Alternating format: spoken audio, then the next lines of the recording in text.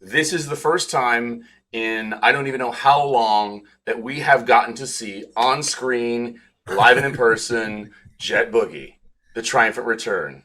She is here, and this is fucking awesome. I wanted to celebrate your return, my friend. It's amazing to see you. We're so happy you're here. Jett Boogie is back with us. Yay, finally. Yeah. Fucking finally. Awesome. Finally. Awesome. So I just have to say, Jett, in your absence, Mike and I have done a sorry job of playing your character. Mike better than me, but for whatever reason, girlfriend just in combat, holy fucking shit. Dude, she rolled 2 20s, two natural 20s. I mean, just like it was you. She was like, just stood up and was like, wham, wham. You know, and then I made up something pithy that she said something about we were fighting plants, and so I made a comment about why are we gardeners all of a sudden, and you know, because it just seemed like something she would say. Just destroyed it, man. It was great, and I think Mike has had similar experiences. It's like she comes out of these combat things like unscathed. I mean, just unscathed, and just destroys people, and then sits back down and slicks her hair back, and I cheated. I went on to a couple of the Pose fan sites and pulled some direct quotes from Elektra and tried to kind of modify them. We look too good not to be in combat. That kind of stuff. Like all that kind of vibe. So there's been a couple times where, do you want to do something? She's like, nope. I'm just gonna sit here. I'm going to sit right here and just let this shit unfold. Yeah. When I need to act, I'll act. No, and it was great. I'll tell you guys a funny story because it came back around to Elektra and Desna and like Kira. I was out at dinner with my wife. We were at our pub, and I don't remember how we got onto it, but we started talking about the bar fight, and I said it's really funny to see the different kind of gender roles in our game, because the bar fight starts and all the guys get up like, yeah, let's get in a bar fight, and I run over and Theron runs over and Daisy's, we're all getting in a bar fight, and the ladies they're just sitting here going, nah, we're just gonna sit here to have a drink. Like Kira is like, you guys are making too much noise. Wham, puts half the room to sleep. It was great. It was fantastic. And so I was remembering that when you're sitting there and you're like, Mike's like, do you want to do anything? You're like, no. I'm just going to sit here with my girls. We're going to drink. Just chill it, They started it. We'll finish it if we have to. And it was brilliant. So, yeah, I love that coming around. So it was one of my favorite episodes because it was as someone who's played games for a long time. And for me, a big component of them has always been the combat. Not the only component, but a big component. And it never even occurred to me that, I don't have to get in a fight. I could just sit here. That never even popped into my brain. So when you guys did that, I'm like, that's awesome. I would have never even thought to do that. Of course I'm going to get there's a fight. Of course you enter the fight. And they're like, no, we're not going to do that. What do you mean you're not going to do that? It's great. I love it. Yeah, plus I figured it'd be a good opportunity to talk about since we leveled. The characters leveled from first to second in your absence. And since we have two fighters in the group, originally I think Mark's idea is he was just going to basically feat you both out the same way just because it'd be easier for the advancement. Right. But knowing that you were going to change things, knowing that when you came back and put your head into it, that you were going to pick things that you wanted specifically for her. Have you had a chance to look at any of that stuff or look at the options or any glaring questions coming out? I was just pulling up the fighter in the core rulebook just to look at some of the options. How did you set up Simon? What direction did you go with Simon as a fighter? Let me pull him up and look. So I've got Jett's sheet up too. So let me see. I'm going to grab my book. Okay. So what was your question, Mike? We were talking about how we have two fighters in the group. Yeah. We have Simon and Elektra both as fighter class. And I'm curious to see how both of you have decided to take your characters as far as your advancement. If you're going to be similar in styles, if there's going to be some... I know we're only going from first to second, so there's not a whole lot of growth on the path. But I'm just curious to see where each of you, what direction you're going with your fighters. Right, okay. So I think from first to second, what did you get? You got a skill feat at second level. Right, and I took intimidating glare, which is really just throwing like mean, like side eye, giving somebody the hairy eyebrow for real, and then they freak out or they don't. Right, I'm oversimplifying. Steven's giving me the hairy eyebrow, going, "What are you even talking about, dude?" Intimidating glare. glare. And I set that Jet for Electra as well, simply because I didn't want to put a whole lot of brain work into picking stuff that I knew you were probably going to change. And that's a fighter feat, or is that a class feat? That is a skill feat. My class feat, I chose Sudden Charge, which I believe is a shield charge skill that I need to go then look back up. So I'm trying to remember where that Sudden was. charge, feat 1, fighter flourish open. Quick sprint, you dash up your foe and swing, strike twice if you end your movement within melee range of at least one enemy. You can make a melee strike against that enemy. Well, that's not very good use of the English language. God damn. There's got to be an easier way to express what they're trying to say here. You can use sudden charge while burrowing, climbing, flying, swimming instead of striding if you have the corresponding movement type. Movement type, right. So striding is a movement type. Right. Well, striding, I believe they assume, you swing stride twice, meaning you're on foot. That's what they mean by that. Because at the beginning it says with a quick sprint, you dash up to your foe and swing stride twice, meaning it costs 2 movement actions. Yeah. So stride is an increment of movement, right? Your stride is your movement. So if you have a move of 30, stride is a 30 move, right? Right. So with a quick sprint, you dash up to your foe and swing. Stride twice. So it allows you a double move with a swing at the end of it. Right. Okay. Almost always ignore the first sentence or the first clause of a power. It's meaningless. So that's just a flurry of flowery text. Fluff. Yes. Yeah. Okay. So stride twice if you removing that, stride twice if you end your movement within melee reach of at least one enemy. You can make a melee strike against that enemy. You can use sudden charge. Okay, so yeah.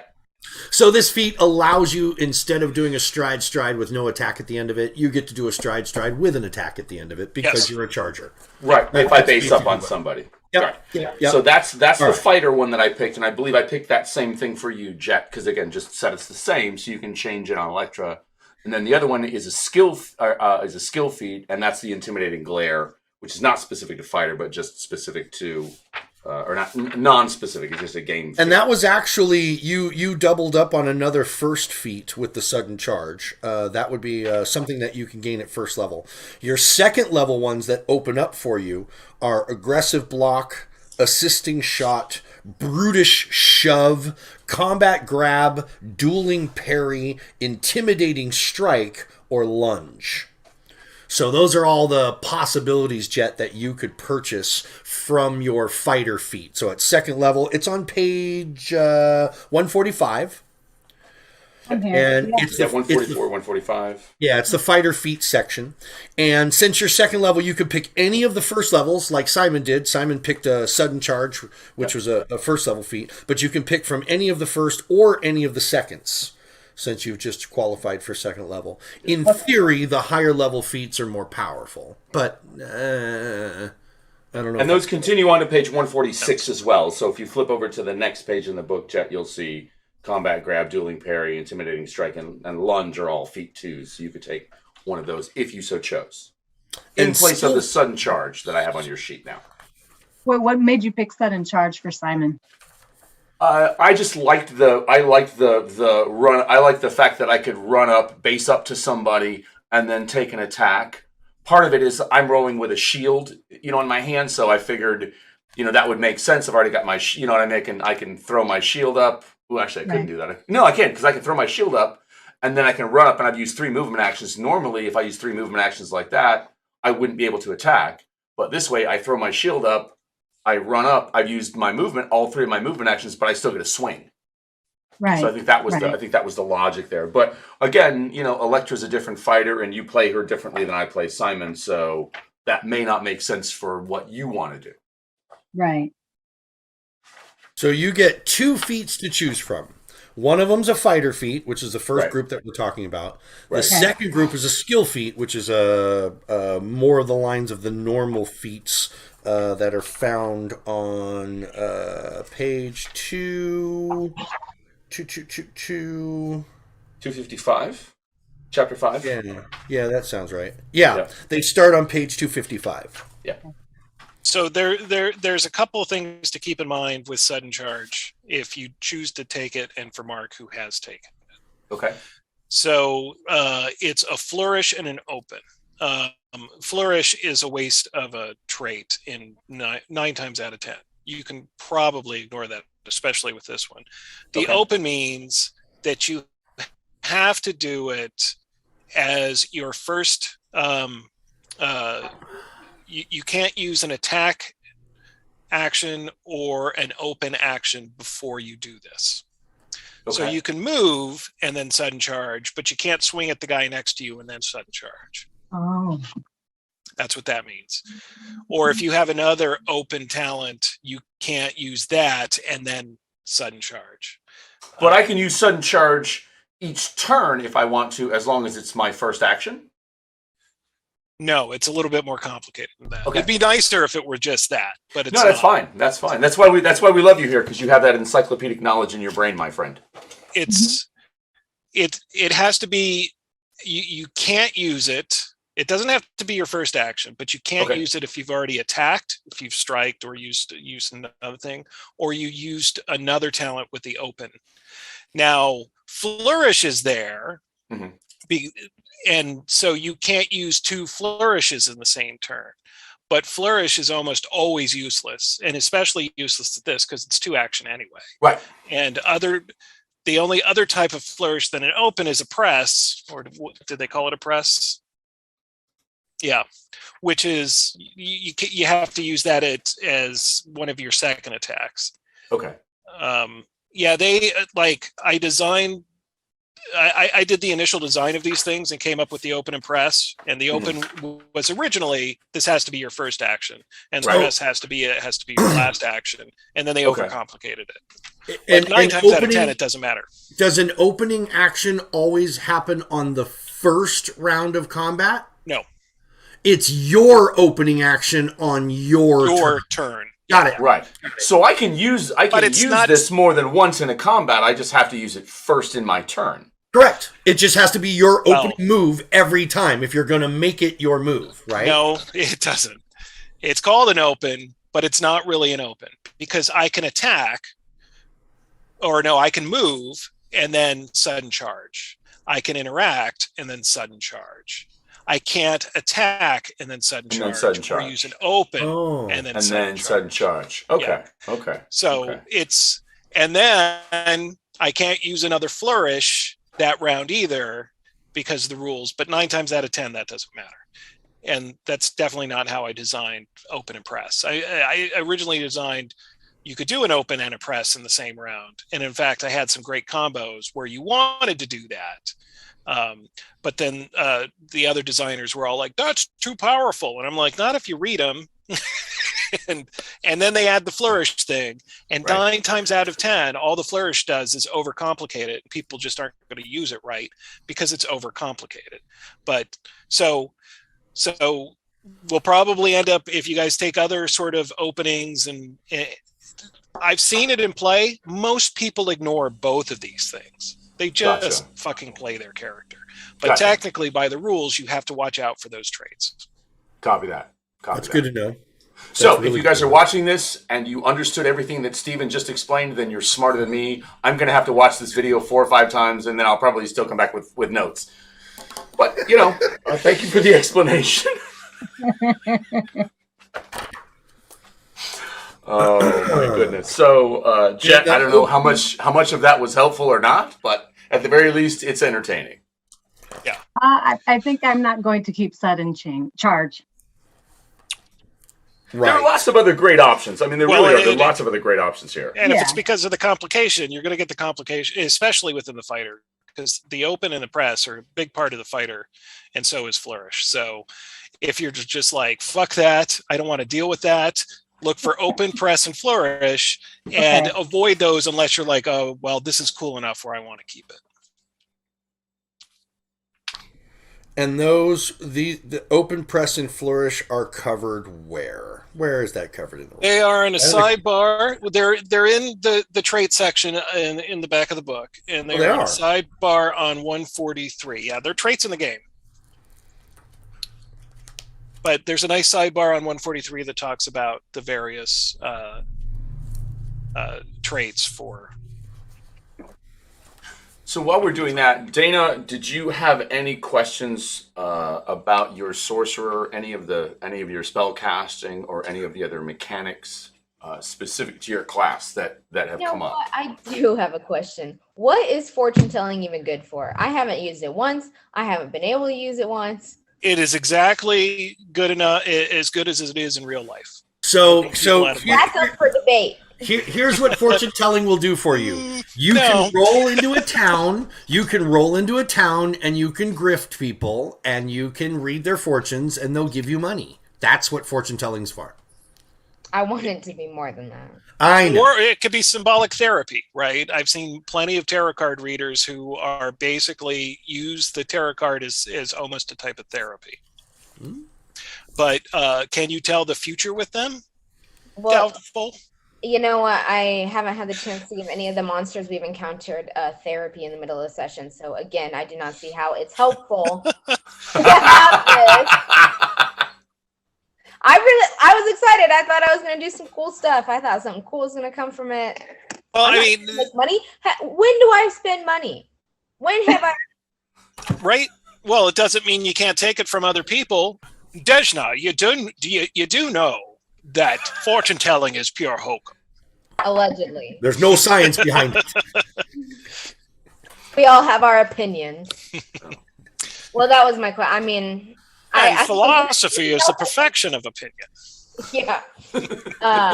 Everything else, I mean, I think I've been getting the hang of for the most part. But really, every time we're rolling for something and I look at my little fortune telling lore, I'm like, what is it? Yeah, look at it. Every time I look at it, and I'm like, I wish I could do something with you besides scroll past you on my page, but you can, and it's called practicing a profession. And basically, what you do is you set up your stall, and you're like, I'm going to read your fortune for this amount of money, and you can make money. Well, it's true. I guess exactly how a career at my age. It's exactly how it works in real life. In non-Etrin's Folly context, if you were in like a sandboxy kind of campaign where you were doing differently, one could establish a pretty strong information network as a fortune teller. Look at how much shit people tell fortune tellers and just give up all that information. And I'm sure many of them do capitalize on it and take that information and do whatever they can to make money off of it. But I think if I were to be playing like a more, maybe even in-person game or a more in-depth game, one where we had the hours to really put into it, fortune teller would be a great choice, and I would really. I almost wonder, because I haven't had a lot of chance to really explore this book, Secrets of Magic. Ah, yes. But there might be kind of an archetype or something in here where you can. I got the itty bitty versions. You got the little itty bitty versions. I did. I decided for Pathfinder 2 I was going to buy all the perfect bound small versions to save myself a shit ton of money, and just because it keeps them exclusive and unique to themselves. If I have the entire line in this format, then they don't look like any of the other books, and I didn't want Pathfinder 1 and Pathfinder 2 to have a blend. So rare magic with backgrounds. Let's see. Multi-class archetypes. That's not going to be it. I'm not seeing anything that might be spell catalysts. Fortune. The fortune trait, page 449. That's luck, isn't it? Yeah, that's basically if you roll your dice Or differently 49. What? and it's beneficial, then it's fortune. And if you roll your so fortune and at its base level, even though there's some variation in there, fortune and misfortune are advantage and disadvantage. Oh, that's CR 449. That's interesting. This is a full index of all the books up to this point. In that, yeah. Yeah. Well, I that's like that. It was a little confusing. I'm like, wait a minute, 400 and this book doesn't even have 400 pages. What the hell? This book's like 250, 255, isn't it? Something like that. Yeah, 252. Yeah. Oh, let's see what's in the advanced players guide. Yeah, I don't see anything about it either, unfortunately. Let's see. Yeah. Archetypes. We've got archaeologist, beastmaster. If you were looking to use your fortune telling skill to actually have some kind of game effect as far as divining was concerned, you could do that by combining a magic item with the skill. So if you could find a magical deck of cards, like that a tarot, like a magic tarot, like a deck. harrow. That's what it's called in Pathfinder. Harrow deck. Yeah, a harrow deck. It's the I don't know why they didn't want to use the real name. They changed it from tarot to harrow. Do you know why? Do you know why Paizo didn't want to use tarot? That decision was made before my time. My guess is so they could trademark it and make it their own, right? Gotcha. That makes sense. That does make a certain amount of sense. So there's a Paizo Harrow deck that they came out with an explanation for all of them, and there are magic items that kind of correspond to that. So there is a way for that to happen. Like I said, I think maybe if I was playing a really in-depth game and we were really, had the time to flesh out characters and all that stuff, it would be a fun character to play, but I am sure that over the course of the Pathfinder 2nd Edition lifetime, somebody will make some form of archetype that deals with fortune telling and when they do, somebody let me know, please. All right. It might even be out there in some of the secondary. Well, I call them secondary. Eric Mona would hate me right now. In the Age of Lost Omens books, I would not be surprised if there's something in there that deals with fortune telling and harrow and where it's got more magical stuff. What feats are you most excited about, Jett? Have you got an idea about what direction you want to go with Electra's feat choices? Okay, so instead of intimidating glare, would I be able to use intimidating prowess instead, or is that too? I believe you can. Intimidating prowess is that's the 2nd level fighter feat. But intimidating glare is a skill feat, so I think you'd want to replace. Language is hard. Alphabetize is hard. But intimidating glare isn't a fighter feat. Intimidating glare is just a feat, I think. Yeah. That's a skill feat. General skill that's feat. a skill feat. That's a skill feat. Yeah. Right. So you absolutely could pick that. As long as it doesn't have any. Wait, but is intimidating the one that you're picking, Jett? Is that a fighter feat or a skill feat? It's a skill feat. Let's see, intimidating. You get one of each. Prowess. Right. It's a general skill. Okay, gotcha. Yeah. I gotcha. Yeah. It's a feat 2, general skill, strength 16. You have a strength of 16, you qualify? Let me see. Maybe not. And you need to be an expert in intimidation as well. Which strength is 14. Yeah, so no. All right. So that one's out. That one's out. That's when you grow into. Intimidating glare looks like it's the one below that. You get the hairy eyeball, and then you get the presence attack if you're going that route. But if you look right where it says prerequisites, it'll tell you what you have to have before you can take that. Okay. How does one gain expertise? If they are already trained, does that happen when you're leveling? You get to pick something to be expertise in? Or how do you get that extra level? How do you get those They come with the skill increase. You can either take training in another skill or you can increase your skill to to a next rank. Okay. And so that comes at the fighter next level. And so next level, Jett would get bravery, which is a class feature, which is not something you get to choose. She gets a general feat, and she gets a skill increase. She could put the skill increase to make her intimidation to An expert. Yeah. and then take her general feat in intimidating prowess. And then, so next level, she can get that feat. If she had a strength of 16, which she doesn't. Right. So. Right. Yeah, that one's more about the flex. Yeah, apparently. a certain type of rogue could take it at second. That's why it's a second level feat. Okay. Melee weapon. Intimidating strike. Emotion, fear, fighter, mental. Your blow not only wounds creatures, but also shadows their confidence. Make a melee strike. If you hit and deal damage, the target is frightened 1 or frightened 2 on a critical hit. Wow. Right? You hit them so fucking hard, you scare the fucking bejesus out of them. Right? So that's a second level fighter feat. So you could take that as your fighter feat if you wanted to, if you like that idea. There's also lunge, which I could totally see Electra doing. Lunge allows you to do these like really kind of stretching out, super flexy kind of attacks where you can reach farther than you normally could.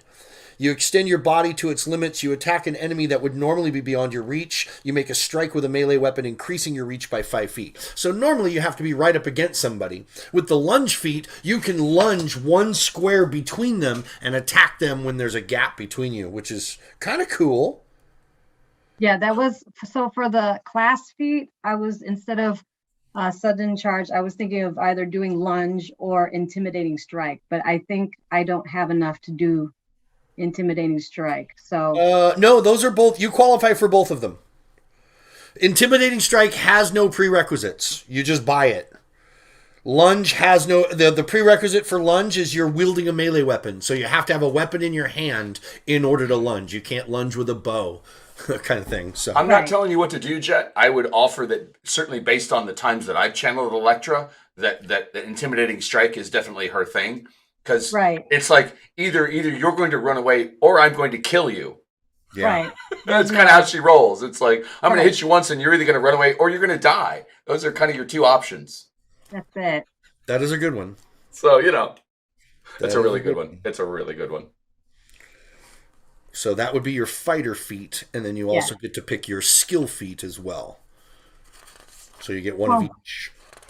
So I think I'm going to stick with the intimidating glare and work up to the prowess one. Okay, cool. And then if you look for that, what is it? Intimidation skill?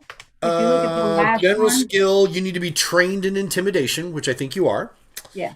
And like what Stephen was saying is next round you get a skill increase. So at third level you could become an expert in intimidation, which then would give you one of the prerequisites for intimidating prowess. If you had a magic item down the road, or if you had the ability to raise your strength up, then you could qualify into that if you wanted to. You may not want to expert in intimidation. You may want to go a different direction because what's your strength now? 14. Yeah. 2 points is going to be a little tough to come by. Yeah. Especially in this adventure. 2 points would be tough to come by. Okay, cool. Intimidating glare. And an intimidating strike. Strike, yep. Do not mess with this lady. She will fuck you up. Period. Yep. That's a good package. I like that. Yeah. And it definitely suits not only your character, but your play style, I think. Yeah. Yeah. I agree.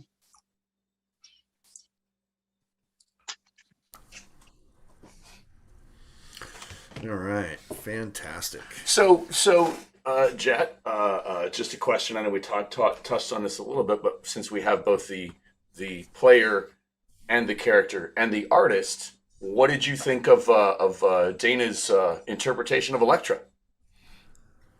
Spot on. It's sexy. It's flexible. She can fight in that. There's no I feel like she can lunge and stretch without any hesitation. I think you did a great job. Awesome. Yeah, we loved it too. Say it again, Dana. I said I'm glad to hear it was a lot of fun to do.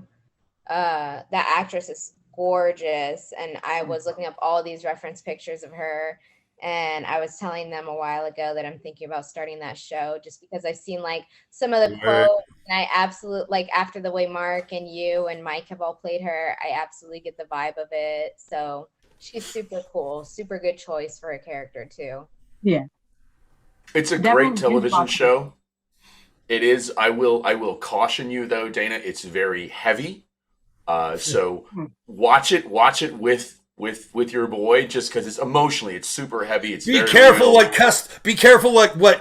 what characters you fall in love with. and I would just say, and I still haven't seen season 3 because it's not available for me yet. I've only seen the first 2 seasons. But I would not recommend watching more than one episode at a time. Watch that and then watch a comedy afterwards, something light, because it's a great show, but emotionally it's like most episodes you're like, I'm not crying, you're crying, fuck you. It's that kind of That's thing. what I've been hearing. It's great TV though. It really is great TV.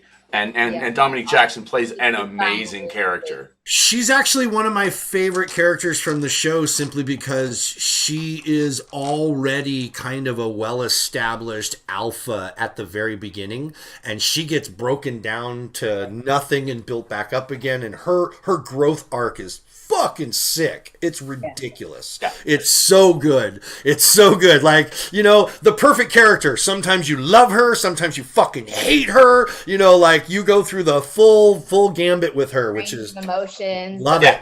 Yeah.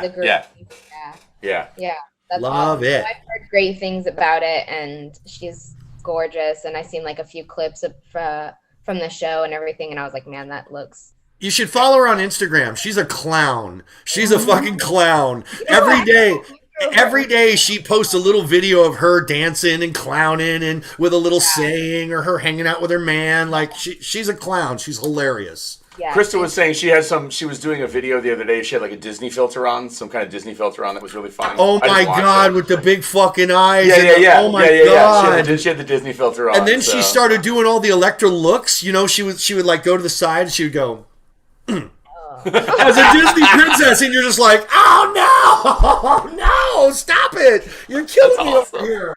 It was awesome. It was incredible. Good times. I may have to do that on a stream one day, Yeah, put a bunch of filters on and be silly. Yeah.